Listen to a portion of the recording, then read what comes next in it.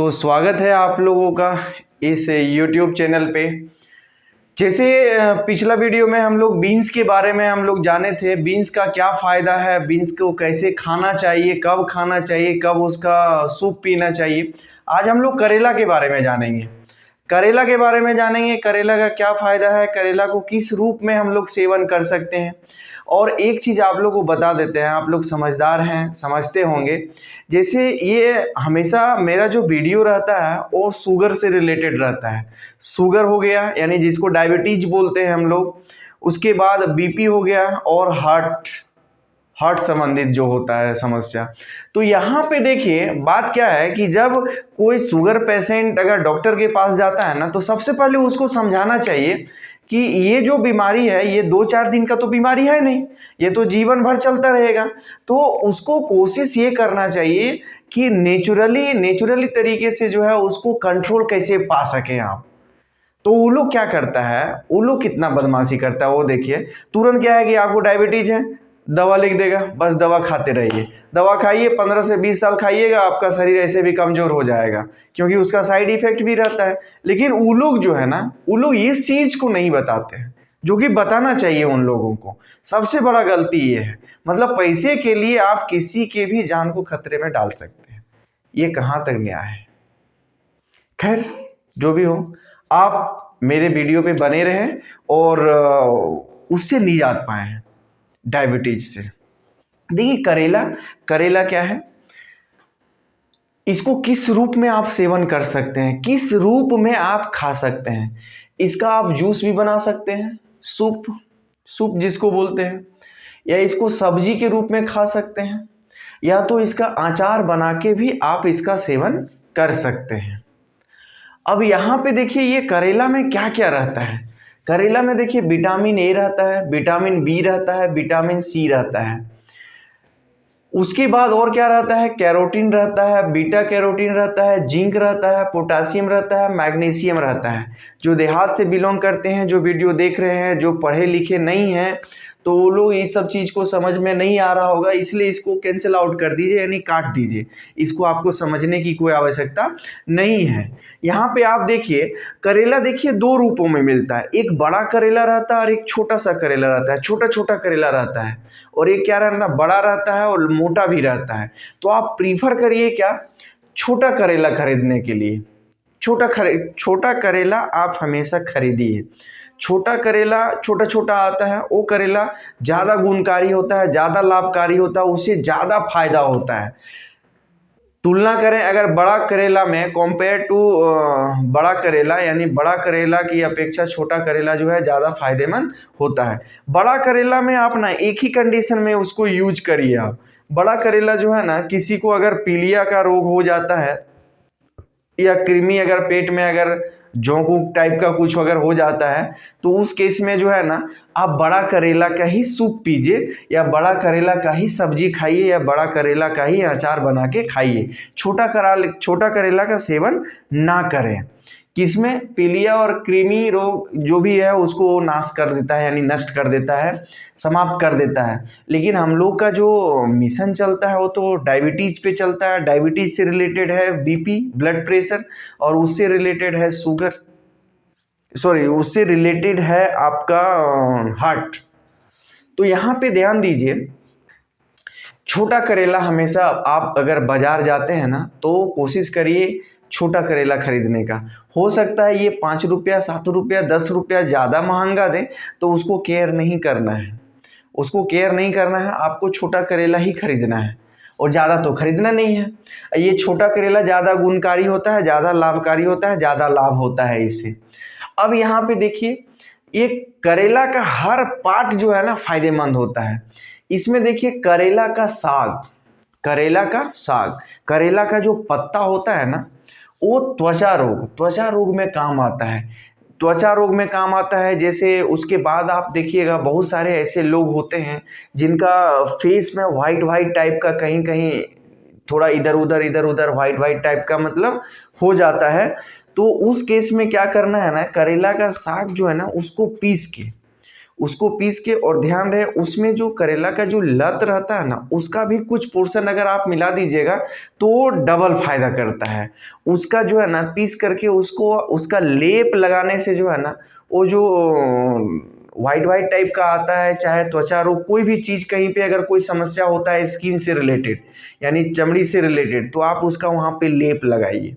और ध्यान रहे इसमें करेला का साग भी होना चाहिए और करेला का जो लत होता है उसको भी, और दोनों को मिक्स कर दीजिए, दोनों को मिक्स कर दीजिए, मिक्सी से उसको पीस दीजिए, या तो आप बेटर रहेगा आपकी वो जो होता है ना पत्थर वाला पे वो पीस के उसको लेप लगाइए और कुछ देर तक रखिए और उसको देन उसको साफ कर दीजिए। तो ऐसे 2-3 दिन तक करते रहने से जो है ना वो एकदम जड़ से ख़त्म हो जाता है वो समस्या। अब आगे क्या है, करेला खाने से क्या है ना कि आपको भूख को बढ़ाता है।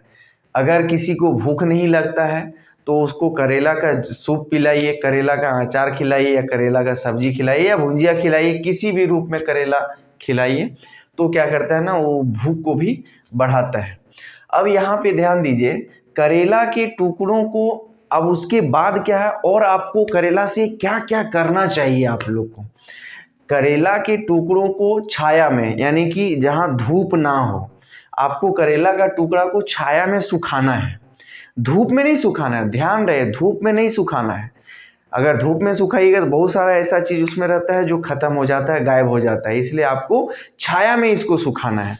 छाया में सुखाने के बाद उसको जो है पीस कर महीन पाउडर बना लेते हैं, बना लेना चाहिए, आप बना लीजिए आप। तो वो सूखा हुआ जो करेला है उसका महीन पाउडर बना लीजिए, और उस पाउडर को रोज सुबह खाली पेट 1 चम्मच पाउडर का पानी के साथ सेवन करें। 1 चम्मच लीजिए उस पाउडर को और पानी में मिला दीजिए। जैसे मेथी का जो पाउडर बहुत सारे लोग पीते हैं जो मार्केट से खरीदते हैं, लेकिन हम बोलते हैं मार्केट से आप वो रेडीमेड चीज़ को मत खरीदिए, आप घर में उसको बनाइए। जैसे यहाँ करेला का जो है सो घर में बनाइए, इसको सुखाकर मिक्स उसको पाउडर बना के 1 चम्मच डेली जो है पानी के साथ, ज़्यादा पानी नहीं, एक मतलब कि 1 गिलास से कम, 1 गिलास से कम पानी होना चाहिए, उतना सेवन करिए डेली खाली पेट। ध्यान रहे खाली पेट सेवन करिए, तो बहुत ज़्यादा फायदा होता है डायबिटीज रोगियों के लिए, यानी शुगर पेशेंट के लिए, या बीपी पेशेंट के लिए, या जो हार्ट से रिलेटेड हैं जिनको समस्या है वो लोग भी। अब आगे क्या है कि अगर आप ये नहीं करते हैं तो आप क्या करिए, 12 ग्राम करेला लीजिए, 12 ग्राम। आजकल वो जो इलेक्ट्रिक तराजू आ गया उस पर आप तोल सकते हैं। एग्जैक्ट 12 ग्राम करेला लीजिए। अब करेला के रस में 12 ग्राम करेला लीजिए और उसका रस बनाइए और उसमें शहद मिलाकर रोज़ उसको पीजिए, रोज़ उसको पीजिए। तो उससे क्या है ना कि आपका डायबिटीज़ यानी शुगर जो है ना वो नियंत्रण में रहेगा, वो कंट्रोल में रहेगा शुगर।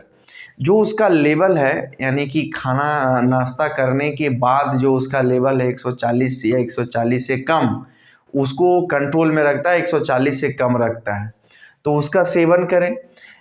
या तो आप क्या करें, 12 ग्राम करेले के रस में 8 ग्राम तुलसी का पत्ता, जो आप एलिजिबल हैं, जिस चीज़ में आप एलिजिबल हैं, इसमें एलिजिबल है तो ये काम करिए, इसमें एलिजिबल है तो ये काम करिए, यानी अगर ये काम कर सकते हैं तो ये करिए, नहीं तो ये करिए, नहीं तो ये करिए। 12 ग्राम करेले के रस में 8 ग्राम तुलसी का पत्ता का रस में मिलाकर रोज सुबह खाली पेट में पीना लाभकारी होता है डायबिटीज पेशेंट के, शुगर रोगियों के लिए। तो ये काम भी आप कर सकते हैं। ये तो जनरली बहुत आसान है करना, और नहीं तो ये वाला काम कर सकते हैं। इसको करने के लिए आपको शहद ढूंढना पड़ेगा।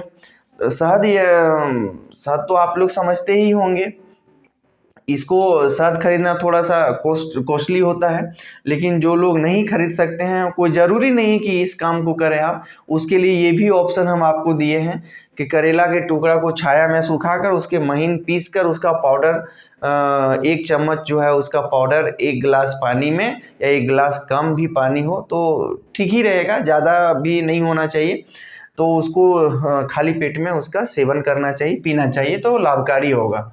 या तो आप क्या कर सकते हैं, ये तो और बेटर हो जाएगा आपके लिए, 12 ग्राम करेले के रस में 8 ग्राम तुलसी के पत्तों का रस में मिलाकर रोज सुबह खाली पेट में पीजिए, तो शुगर आपका नियंत्रण में रहेगा, कंट्रोल में रहेगा। अब ये भी अगर नहीं कर सकते हैं तो यहाँ पे ये देखिए, 1 कप करेले के रस में हरे सेब का रस या आंवले का रस, देखिए 1 कप करेला का रस में आप क्या मिलाइए, या तो सेब का रस मिलाइए या आंवले का रस मिलाइए या 2 से 3 चुटकी हींग मिलाकर पी सकते हैं। तो ये भी काम आप कर सकते हैं, 1 कप करेले का रस में 2 से 3 चुटकी हींग मिला सकते हैं। जो सब्जी में जो महिलाएं लोग देती हैं ना, वो हींग, उसको आप मिला के आराम से पी सकते हैं। थोड़ा सा कड़वा तो लगेगा लेकिन बहुत फायदेमंद होगा करेला का रस।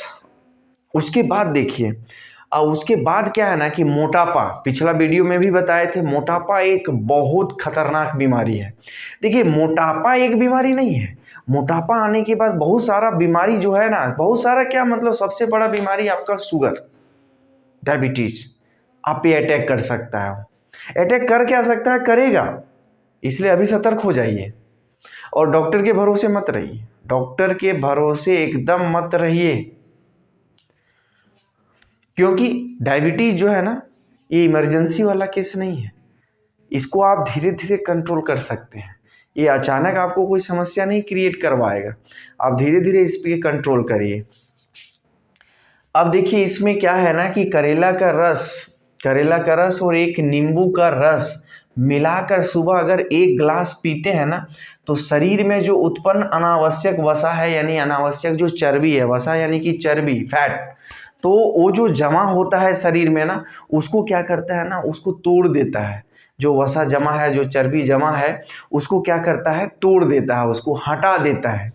तो उससे क्या होता है ना, हटाने से उत्पन्न अनावश्यक वसा जो है कम करता है और मोटापा को क्या करता है, ये दूर करता है, मोटापा दूर हो जाता है। उसके बाद क्या है, मोटापा अगर दूर हो जाएगा तो शुगर होने का चांसेस बहुत कम हो जाएगा, शुगर होगा भी नहीं आपको। उसके बाद क्या है कि ये जो करेला है ना, ये बैड कोलेस्ट्रॉल को कम करता है। हम लोगों के शरीर में पिछला वीडियो में भी बताए थे, कोलेस्ट्रॉल 2 प्रकार का होता है, गुड कोलेस्ट्रॉल, बैड कोलेस्ट्रॉल, यानी अच्छा वाला कोलेस्ट्रॉल भी होता है और ख़राब वाला भी कोलेस्ट्रॉल होता है। तो ये क्या करता है ना कि बैड कोलेस्ट्रॉल को कम करता है और जो हार्ट अटैक जो आता है लोगों में, उसकी संभावनाओं को जो है ना, ये कम कर देता है।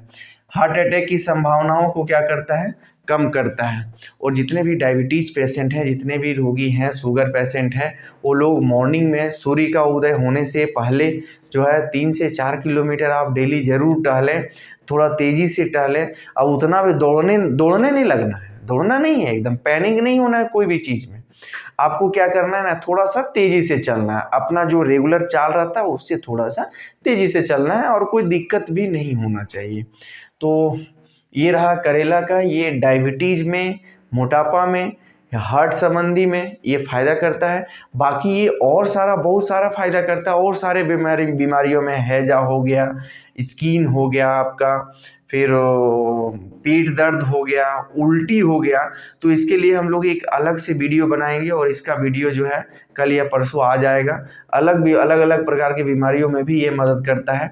तो आगे अगले वीडियो में हम उस चीज़ को आप लोग को बताएंगे। जैसे लोगों को उल्टी लगता है तो वो क्या करते हैं, तुरंत जाके जो है अंग्रेजी दवा लेते हैं और खाते हैं, उसके बाद जो है उल्टी जो है आना वो बंद हो जाता है। लेकिन ऐसा करने की कोई आवश्यकता नहीं है, बस आपको 1 गिलास पीना है, हम बता देंगे, 1 गिलास पीजिए, तुरंत एकदम फ्रैक्शन ऑफ सेकंड में उल्टी आना एकदम बंद हो जाएगा।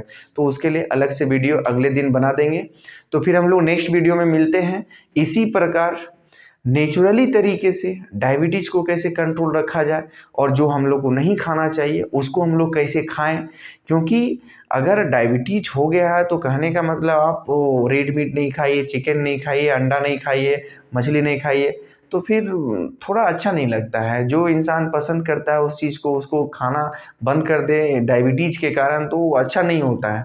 लेकिन आने वाला समय में आप मेरा वीडियो को फॉलो करिए, आने वाला समय में आपको हर तरीके से सारी चीज़ को खाना भी है और फिर भी शुगर आपका कंट्रोल रहेगा, कोई भी प्रकार का दिक्कत नहीं होगा और कोलेस्ट्रॉल तो बढ़ने ही नहीं देना है।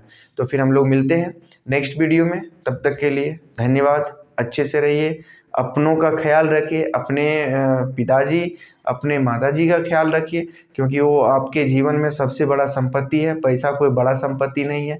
पैसा तो कभी भी आप कमा सकते हैं, लेकिन माँ बाप चले जाने के बाद आप वो नहीं कमा सकते हैं या उसको अर्न नहीं कर सकते हैं, ला नहीं सकते हैं।